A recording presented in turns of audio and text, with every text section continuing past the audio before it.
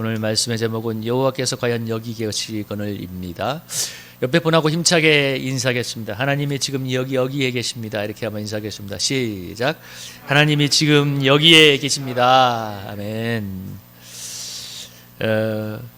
제가 전에 이제 청년부를 섬길 때 단기 선교를 이제 준비하고 있었는데, 여기 단기 선교에 이제 우리 신입생들이 많이 참여를 했습니다. 근데 교회 이제 모태신앙으로 교회를 20년 동안 다녔던 어떤 자매가 그 단기 선교팀에 참여하면서 이제 나중에 간증하는 걸 들었는데 뭐라고 얘기하냐면, 자기가 단기 선교를 준비하면서 처음으로 하나님께 기도를 해봤고, 두 번째는 하나님이 응답한다는 것을 처음 느꼈다는 얘기를 했습니다.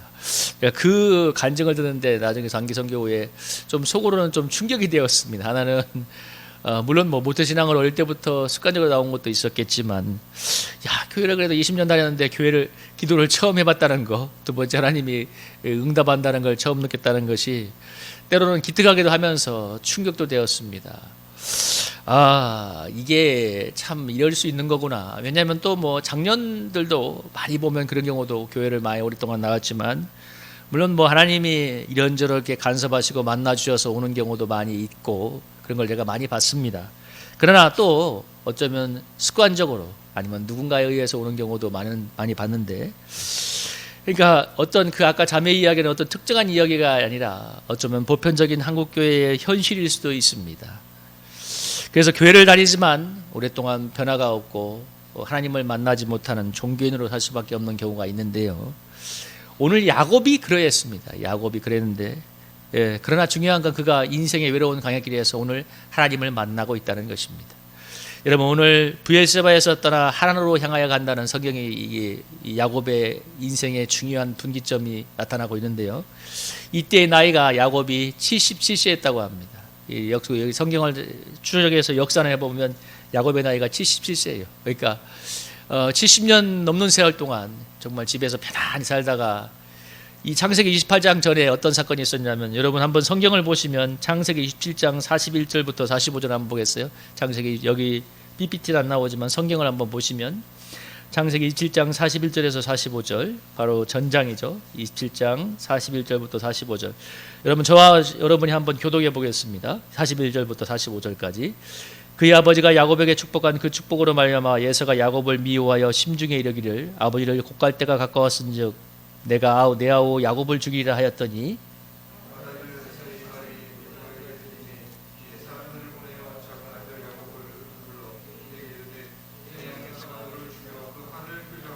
내 아들아, 내 말을 따라 일어나 하란으로 가서 내 오라버니 나반에게로 피신하여, 함께 읽어보겠습니다. 내 영의 분노가 풀려 내가 자기에게 행한 것을 잊어버리거든 내가 곧 사람을 보내어 너를 거기서 불러오리라. 어찌 하루에 너희 둘을 이르리랴. 아멘. 오늘 이 야곱이 왜 브엘세바에서 떠나서 하란으로 가게 되냐면, 여러분, 브엘세바에서 하란까지 거리가 얼마냐면 900km입니다. 900km. 그러니까 서울에서 부산을 왕복하는 거리 2배의 거리예요. 머나먼 길인데, 왜 이렇게 집을 떠나야 됐냐면, 여기 이 27장의 사건이 그 유명한 야곱이 아버지 어머니와 공모해서 아버지 이삭을 속여서 팔에다가 유명한 이 닭털인가 가죽의 털을 해서, 에서가 털이 많았잖아요. 그래 아버지 눈이 먼 아버지 이삭을 속여서 장자가 받을 축복을 야곱이 대신 받았던 그 사건입니다. 나중에 에서가 집에 들어온 뒤에 이 동생이 자기의 받을 축복을 속임수로 가르쳤다는 것을 알고 나서 너무 분노가 나가지고, 내가 아버지만 돌아가시면 이 사악한 내 동생을 죽여버리겠다, 분노가 막 끓어오르는 그런 때였습니다. 여러분, 에서가 정말 분노할 만하죠. 배가 고플 때 이용해서 파축 한 그릇에 장자의 명분도 사가고, 또 자기가 사냥 나간 틈에, 사실 그때가 사냥 나갔을 어떻게 했냐면, 아버지 이삭하고 에서가 말하기를, 네가 가서 사냥을 해서 나에게 별미 맛있는 음식을 만들어주면 내가 너를 축복하겠다고 약속한 때였거든요. 그래서 에서가 들판에 나가서 사냥을 하러 갔는데, 그 순간을 노려서 야곱과 그의 어머니 리브가가 공모를 해서 눈이 멀었던 이삭을 속이고 대신 에서인 것처럼 들어가서 축복을 받았던 그런 내용입니다. 그러니까 에서가 너무 화가 나서 이제 야곱을 죽이려고 하니까 어머니가 이제 야곱을 브엘세바의 사람으로 피신을 시켰습니다. 그래서 이제 10절에 보면 야곱이 브엘세바에서 떠나 하란으로 향하여 가는데 11절에 보면 한 곳에 이르렀는데 해가 진지라 거기서 유숙하려고 한도를 베주다가 베개를 삼고 거기 누워 자더니 이렇게 성경이 말하고 있죠. 여러분 아까 제가 900km라고 했는데 요즘처럼 뭐 저기 수서역 가서 SRT 끊으면 2시간 3시간 만에 부산 가는 그런 때가 아닙니다. 여러분 한 달간 꼬박 걸어가야 거기를 도착할 수 있는 것이고 산도 지나고 강도 건너고 들판도 지나야 되는 것이죠. 여러분 옛날에는 무슨 요즘처럼 치안이 있어요. 뭐가 있어요. 가는 길에 도적을 만나면 다 뺏기고 죽을 수도 있고 짐승을 만나면 죽을 수도 있고 어떤 위험이 도달하는지 알 수 없는 그런 길이었습니다. 여러분 그러니까 이 야곱이 그 길을 떠날 때 누르랄라 휘파람을 불면서 가는 게 아니라 어머니는 내가 너를 사람을 보내고 돌아오게 하겠다고 말씀하지만 야곱의 마음에는 참 불안과 두려움이 가득한 시간이었을 것입니다. 왜? 내가 가다가 어느 순간 짐승을 만나서 죽을 수도 있고 도적을 만나서 목숨을 잃을 수도 있고 더 중요한 건 내가 과연 다시 돌아올 수 있을까? 정말 그런 두려움을 안고 떠났던 길이었는데 어느 산속에 들어가서 이제 돌을 베려다가 잠을 자웠는데 여러분 잠이 왔을까요? 물론 피곤해서 잠을 잤겠지만 저는 온갖 생각이 다 들었을 거예요. 누워서 하늘을 이렇게 보면은 집에서 정말 따뜻하게 음식을 먹고 편하게 배를 침대에 누워서 배를 두드리면서 휘파람을 불던 때가 떠올랐을 것이고 그러면서 내가 형 예서를 속이지 말걸 하는 후회도 됐을 내가 알면 이꼴을 안 당했을 건데 하는 후회도 됐을 것이고 또 옆에서 부스럭거리는 소리가 들리거나 멀리서 늑대 울음소리라도 들려오면 내가 어떻게 되는 것은 아닐까 하는 두려움이 몰려왔을 건데 그러다가 잠이 들었습니다. 정말 두려움. 아마 야곱이 그 밤에 잠이 들었을 때 여러분 한번 상상을 해볼까요? 뭐 야곱이 그래도 내가 형의 축복을 대신 받았기 때문에 장자의 명분을 대신 샀기 때문에 뭐 할 것이라는 생각은 내가 보기에는 1%도 없고 내일 일어나면 난 뭘 먹을까? 어디로 갈까? 내가 과연 삼촌의 집에 무사히 도착할 수 있을까 하는 걱정과 두려움이 그의 마음에 채웠을 것입니다. 근데 바로 그때 그 밤에 하나님이 그의 인생에 개입을 하셨습니다. 여러분 12절부터 14절을 한번 11절부터 15절을 한번 같이 한번 읽어볼까요? 12절부터 15절까지 한번 읽어보겠습니다. 시작. 꿈에 본즉 사닥다리가 땅 위에 서 있는데 그 욱더기가 하늘에 닿았고 또 본즉 하나님의 사자들이 그 위에서 오르락 내리락 하고 또 본즉 여호와께서 그 위에서 서르시되 나는 여호와니 너의 조부 아브라함의 하나님이요 이삭의 하나님이라. 내가 누워있는 땅을 내가 너와 내 자손에게 주리니 내 자손이 땅의 티끌같이 되어 내가 서쪽과 동쪽과 북쪽과 남쪽으로 퍼져나갈지며 땅의 모든 족속이 너와 내 자손으로 말미암아 복을 받으리라. 내가 너와 함께 있어 내가 어디로 가든지 너를 지키며 너를 이끌어 이 땅으로 돌아오게 할지라. 내가 내게 허락한 것을 다 이루기까지 너를 떠나지 아니하리라 하신지라. 아멘. 오늘 하나님이 꿈속에 야곱에게 찾아오셨습니다. 그러면서 이렇게 말씀하시죠. 나는 너의 할아버지 아브라함의 하나님이고 너의 아버지 이삭의 하나님이다. 그 하나님이 꿈속에 나타나서 이렇게 본인을 얘기한 다음에 그 다음에 야곱에게 이렇게 약속합니다. 그게 내용이 뭐예요? 그 너의 조상들에게 약속했던 아버지 아브라함과 이삭에게 약속했던 축복, 너의 정말 티끌처럼 많은 자손, 아브라함에게 했던 축복이 큰 민족을 이룬다고 했잖아요. 정말 많은 너의 자손들을 번성하게 해줄 것이고 이 땅을 너에게 줄 것이며 천하만민이 너를 통해서 복을 받을 것이라고 약속하면서 15절에서 결정적인 약속을 해주죠. 내가 너와 함께해서 너를 지켜줄 것이고 내가 돌아올 때까지 너를 지켜줄 것이며 그리고 내가 허락한 것을 다 이룰 때까지 너와 함께할 것이다. 내가 너를 지켜주고 함께할 것이라는 약속을 해주었습니다. 여러분 가장 중요한 약속이었어요. 왜? 야곱의 인생에 가장 외롭고 고독한 때잖아요.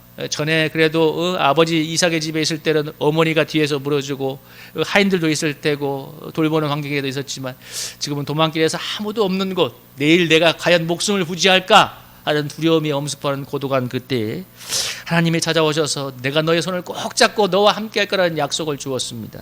그러니까 비록 꿈이지만 야곱이 너무 마음이 전율이 온 거예요. 감동이 온 거예요. 그래서 여러분 성경을 읽어보세요. 16절에 야곱이 잠이 깨어 이르되, 잠이 깼습니다. 너무 피곤해서 잠이 들었는데 하루 종일 걸어가니까 수십 킬로 걸어갔으니 얼마나 피곤하겠어요. 근데 잠이 깨어서 뭐라고 얘기합니까? 여호와께서 과연 여기 계시거늘 내가 알지 못하리도다. 이에 두려워야 이르되 두렵도다 이곳이여 이것은 다름 아닌 하나님의 집이요 이는 하늘의 문이로다. 여러분 오늘 야곱이 이렇게 얘기합니다. 여호와께서 과연 여기 계시거늘 내가 알지 못했다. 잠을 자다 깨어서 이랬던 고백이었어요. 여러분 제가 아까 야곱의 나이가 얼마라고 했어요? 77세라고 했습니다. 여러분 77년의 세월 동안 이삭과 리브가의 집, 거긴 믿음의 집입니다. 여러분 가정 예배를 안 드렸을까요? 아마 예배를 드렸겠죠. 아마 이삭이 하나님께 제단에서 하고 하나님께 예배드리는 모습을 보았을 것입니다. 그리고 아브라함의 하나님, 이삭의 하나님에 대해서도 들었을 것입니다. 그러니까 우리로 말하면 70년 동안 지휘학교 다닌 거예요. 그렇게 했어요. 그런데 중요한 건 오늘 야곱이 뭐라고 얘기하냐면 여호와께서 과연 여기 계시면 내가 알지 못했습니다. 무슨 얘기예요? 77년 동안 내가 믿음의 집에서 예배를 드리고 교회를 다녔지만 내가 하나님을 알지 못했다고. 지금 여기서야 하나님이 살아계신 것을 느끼게 되었습니다는 고백을 하고 있습니다.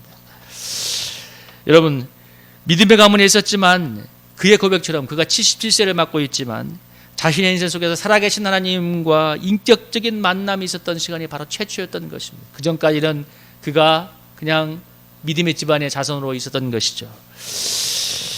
하나님이 외로운 도망께서 야곱의 인생에 찾아오셔서 그에게 하나님께 이야기로만 듣던 하나님, 아브라함의 하나님, 이삭의 하나님이 나의 하나님인 것을 내가 너와 함께 하겠다고 말씀해 주니까, 그러니까 과연 여기 계시다고 내가 전에 여호와를 알지 못했다고 이렇게 고백을 합니다. 그러니까 그 전까지는 하나님을 알지 못했는데 오늘 이 77년의 인생이 지난 다음에 정말 외로운 도망길 어느 산속에서 잠을 자고 있는 그 밤에, 외로운 밤에 하나님이 찾아오셔서 내가 너의 아브라함의 하나님, 이삭의 하나님이고 내가 너와 함께하여 너를 지켜주고 모든 약속을 이루며 내가 너와 영원토록 함께할 거라는 약속을 해주고 있죠. 그것이 그의 인생의 가장 중요한 전환의 포인트였습니다. 하나님이 찾아오셨고 하나님이 그에게 만나 주셨다는 것입니다. 그래서 오늘 야곱의 인생은 바뀌게 되었는데요. 가장 어떤 변화가 일어났냐면, 여러분 그 다음에 이어지는 성경을 읽어보면 18절에 어떻게 하나요? 야곱이 아침에 일찍 일어나서 베개로 삼았던 돌을 가져다가 기둥으로 세우고 그곳을 베델이라 하고, 20절에 보면 서원하였죠. 하나님 나와 함께 해주셔서 나를 지켜주시고 나를 평안히 아버지 집으로 돌아오게 하면 여호와께서 나의 하나님이 되실 것이고 내가 세운 이 돌이 하나님의 집이 될 것이며 내게 주신 모든 것에서 반드시 10분의 1을 드리겠습니다 하는 소원 기도를 합니다. 여러분 오늘 야곱이 꿈속에서 하나님이 찾아와셔서 하나님을 만나게 되자 야곱의 인생이 바뀌게 되었는데요. 그것은 무엇이냐면 이것이었습니다. 야곱이 아침에 일어나자마자 배고파 죽겠어 밥을 해먹은 것이 아니라 아침에 새벽에 일찍 일어나서 그 자기가 잤던 베개를 가지고 돌을 감고 기름을 부으면서 하나님께 예배를 드리기 시작했다는 것입니다.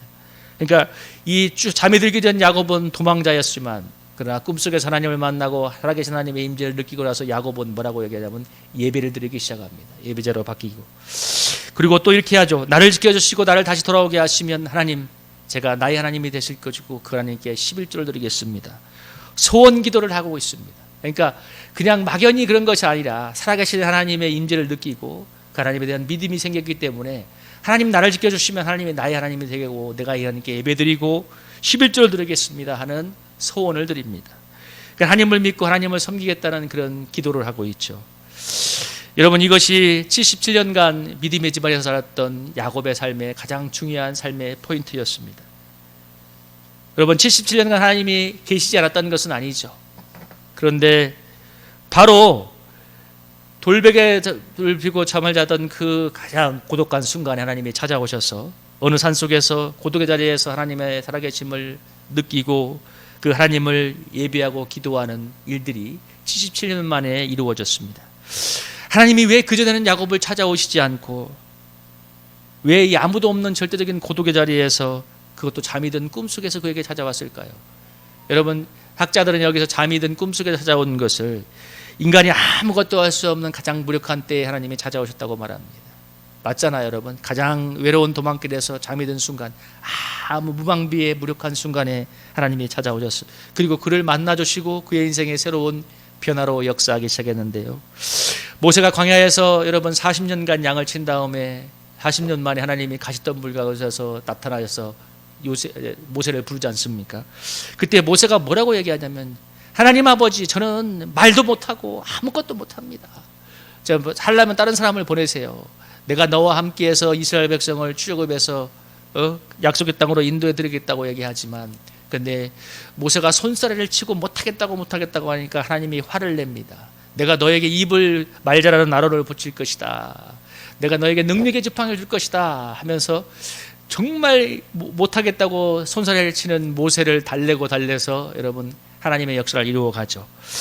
여러분 40년 전에 모세가 이스라엘 백성을 구원하겠다고 나섰을 때 그는 애국 관리를 쳐죽일 수밖에 없는 그 일밖에 못했지만, 그래서 광야로 도망을 갔지만 정말 40년 동안 아무것도 할 수 없는 정말 아무 소망 없는 늙은이로 그야말로 주저앉아 있을 때 하나님이 찾아오셔서 그를 만나주시고 그에게 능력의 손길로 역사하기 시작합니다.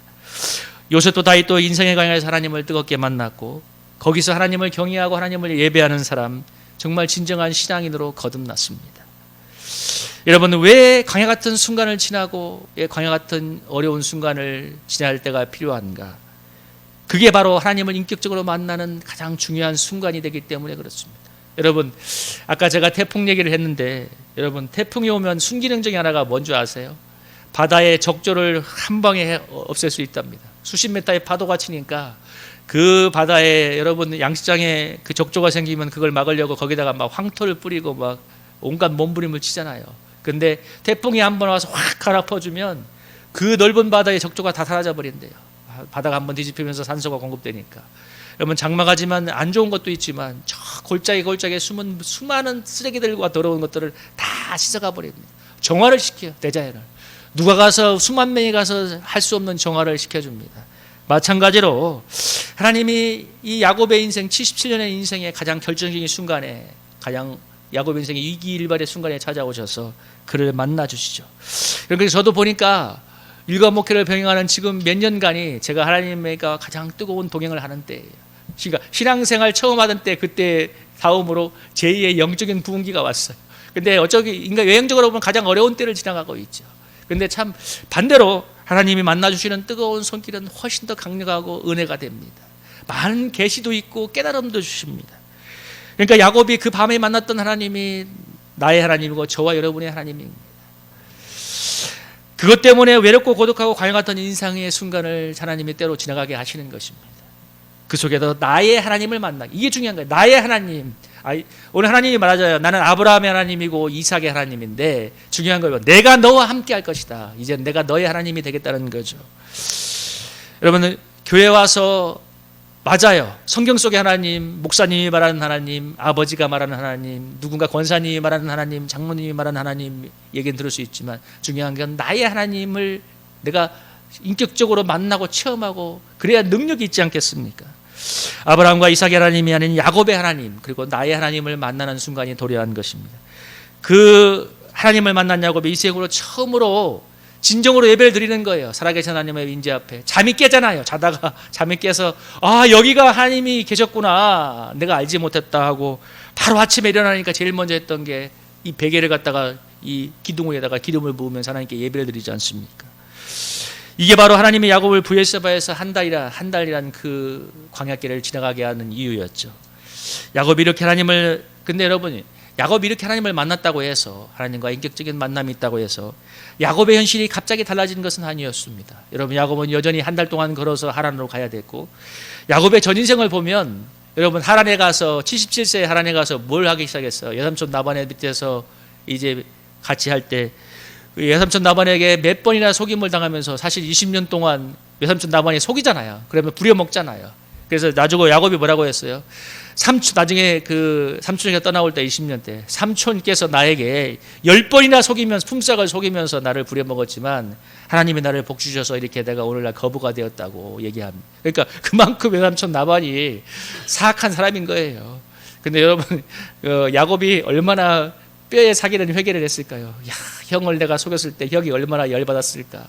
왜? 자기도 속임을 당해보니까. 그 괴로움을 당하면서 20년 동안 그 외삼촌 라반의 집에서 밤낮으로 일을 했고, 그리고 여러분 다시 고향 땅에 돌아왔을 때 여러 가지 사건을 겪지만 대표적인 게 뭡니까? 나중에 17된 이 요셉이 애굽의 노예로 팔려가잖아요.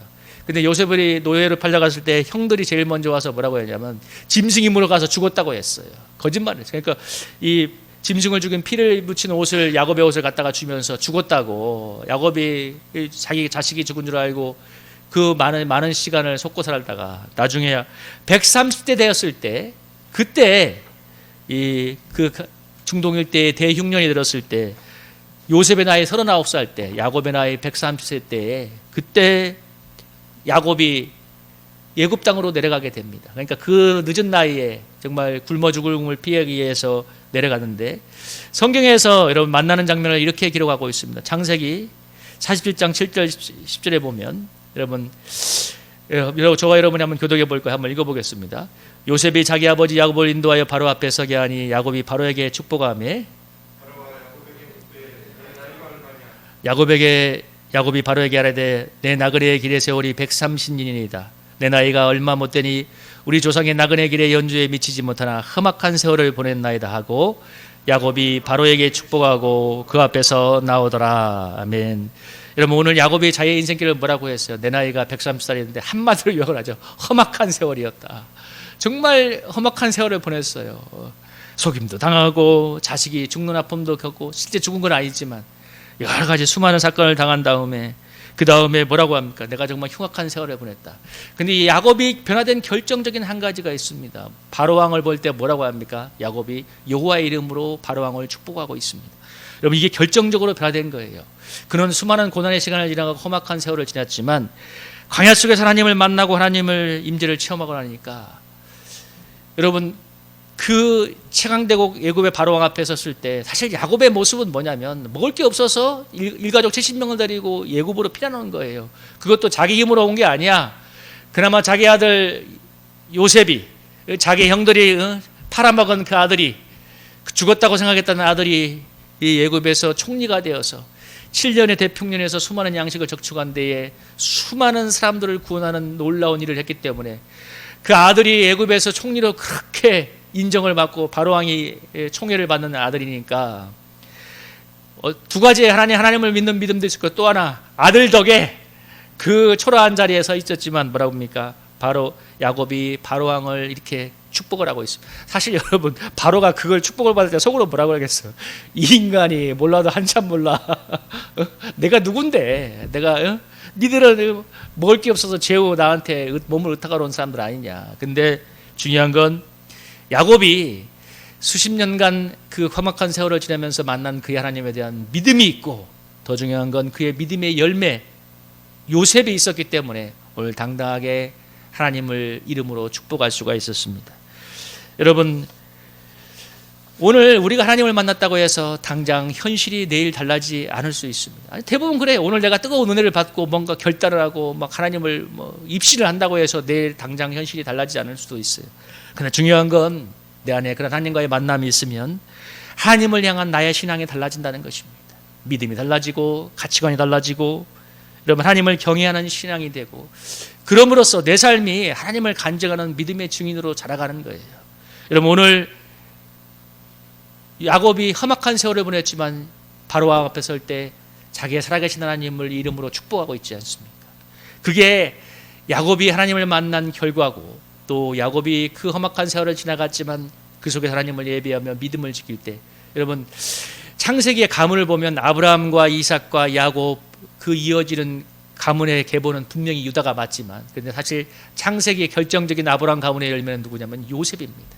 요셉에서 믿음의 꽃을 피웠죠. 제일 그 아브라함에게 했던 약속이 모든 것이 온전히 이루어진 건 400년 뒤의 순간이었지만, 그러나 그러니까 아브라함과 이삭, 야곱, 여러분, 야곱이 왜 중요하냐면 130년간의 험악한 세월을 보냈지만 그가 믿음 안에서 인내하며 하나님을 만나고 예비했기 때문에 그 순간에 130세의 내 험악한 세월을 보낸 그 늙은 아무 소망 없는 나이가 된 사람이 하나님의 이름으로 바로왕을 축복하고 있고, 더 중요한 건 그의 믿음의 유산인, 그의 믿음의 열매인 요셉이, 여러분, 그 애굽 땅에 하나님의 이름을 높이 높이 올리는 애굽의 총리로 쓰임받고 있다는 것입니다. 왜? 야곱이 험악한 세월 동안 하나님 앞에 믿음을 지키며 하나님을 만났기 때문입니다. 여러분, 우리 사랑하는 성도님들, 오늘 이 본문을 보면서 제가 감동이 왔던 것은, 저나 여러분이나 누구나 변화를 체험하고 교회에 오면 참 이런 은혜를 체험하고 싶어 하는데, 두 가지예요. 하나님이 나를 찾아와 주셔야 돼요. 꿈속에서 야곱에게 하나님이 찾아온 것처럼, 물론 우리가 하나님을 갈망해야 되지만 하나님이 우리를 찾아와 주셔야 돼요. 그래서 기독교의 변화는 나의 노력과 몸부림도 필요하지만 제일 중요한 건 하나님이 우리를 찾아와 주셔야 되는 겁니다.